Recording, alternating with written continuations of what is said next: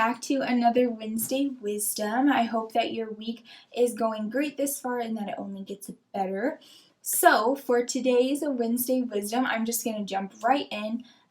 Our quote is, "Leaders become great not because of their power, but because of their ability to empower others."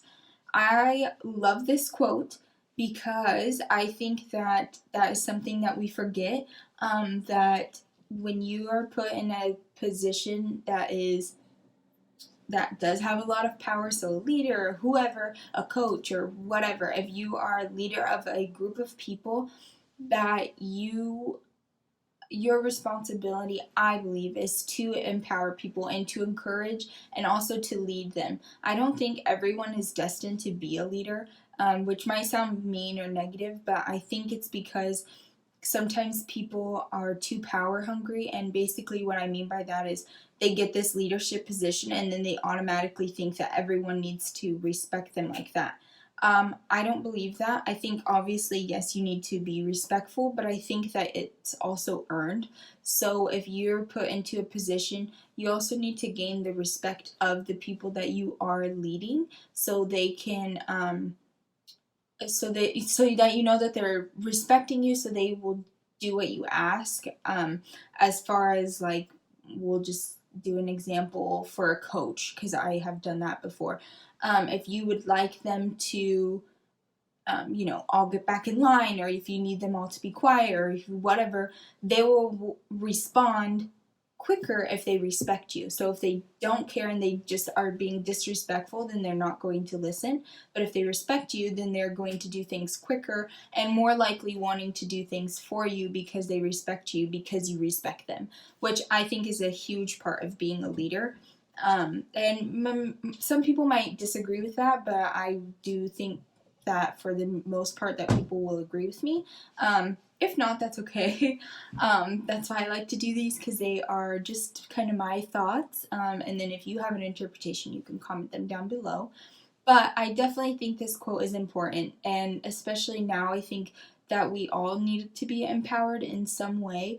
Even if it's just you working a retail job or whatever, I still think that if you have a leadership role, or somebody is in the leadership role telling you what to do, I do think that you should be empowering, or they should be empowering and encouraging you.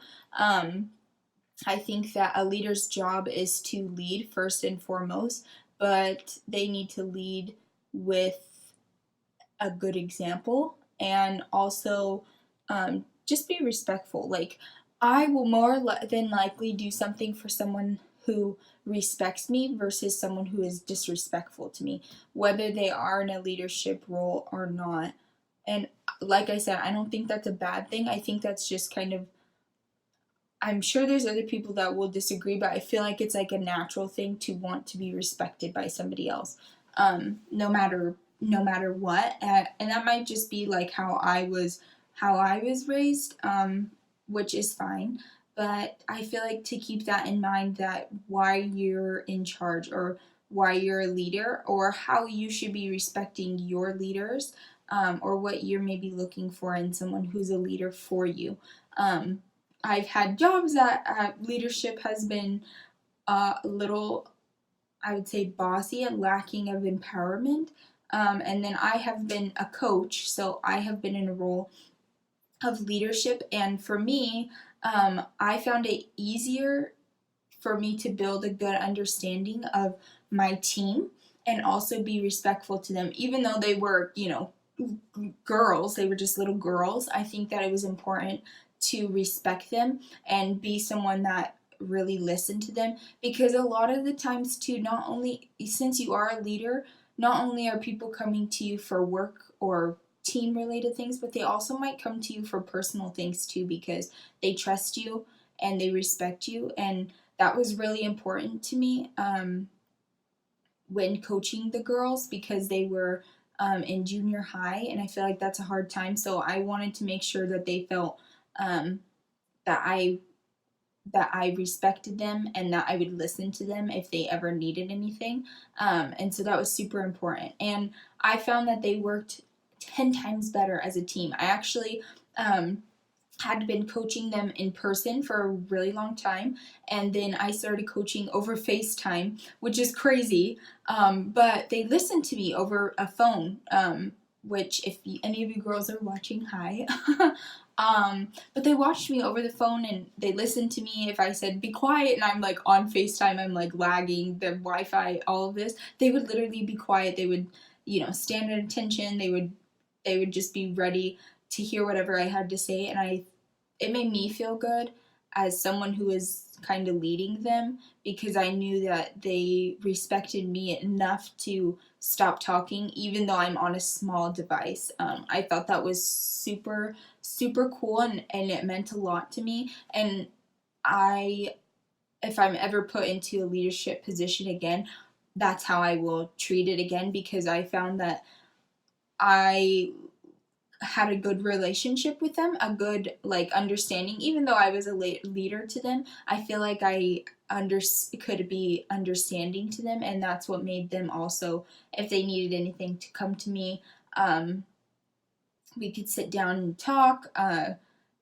It was just really nice, and I never felt like, oh, I'm powerful or anything like that. I just felt like a leader. And I think that's the difference between someone who's power hungry and someone who's a leader. I led the the team that I had, and I felt like for the most part that I did empower them, and that I helped them kind of gain confidence. A lot of them had never ever danced before, which was super cool to just see them kind of unravel this new love for dancing, and then also to see them go on to be on the dance team that I was on in high school, which was super hard to get on to.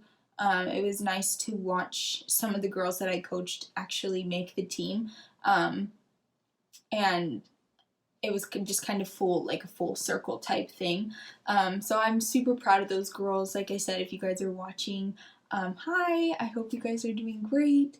But yeah, I definitely would say that's how I think that leaders should be. I think if I'm ever put in that leadership role again, like I said, I will do the exact same thing, because it made it a happy environment for the both of us. We could tease around and joke, but when we were ready for business and how to get dances done, we were ready for business and we got dances done. And it just, everybody had this equal understanding of each other. And if I had to be serious, no one's feelings were hurt or anything, because we respected each other enough to speak to each other in a way that wasn't degrading or rude. So I definitely would be, as far as leader, that's how I would be in any situation. I would definitely gain the respect of those that I was leading, and those people that I was leading would hopefully respect me back. And then it would be just a mutual thing, to where it would be easy to kind of work on a project, or work on, if you're a coach, work on a dance or a play or whatever.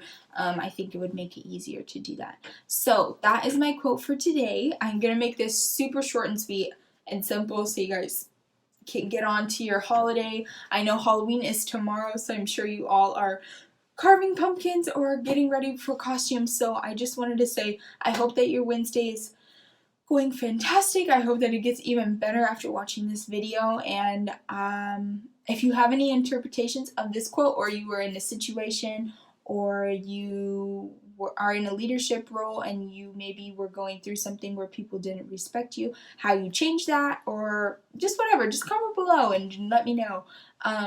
But thanks for watching. As always, I hope that you guys have a fantastic week. Bye!